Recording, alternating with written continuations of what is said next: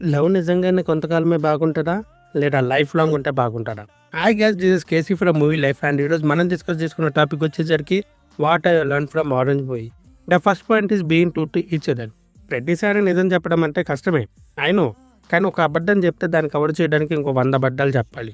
దానికన్నా నిజం చెప్పడమే బెస్ట్ కదా. The second point is love కొంతకాలమే బాగుంటుంది. అండ్ అవును, అది నిజమే. బికాస్ కాలం గడిచే కొద్దీ మన పార్ట్నర్పై ఉన్న లవ్ తగ్గుతూ వస్తుంది. And it's totally fine. And ఆ టైంలోనే మనం ఒకటి నేర్చుకోవాలి, దట్ ఈస్ ఇంకొంచెం ప్రేమించడం. బికాస్ ప్రేమించే వే నచ్చకపోతే ఇంకొంచెం ప్రేమించాలి, కానీ మనం ప్రేమించిన వాళ్ళని వదిలేయడం ఏంటి?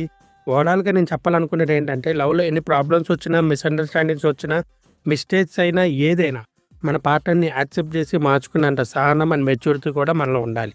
ఇదంతా ఎందుకు చెప్తున్నానంటే, ఒక సముద్రం చూడాలి బాస్, బట్ అది జరగాలంటే ఒక పర్సన్నే ప్రేమించాలి. అండ్ ఆల్వేస్ రిమెంబర్, బావ మంచిగా కోరుకుంటాడు ఈ బామ్మర్ది ఎప్పుడు.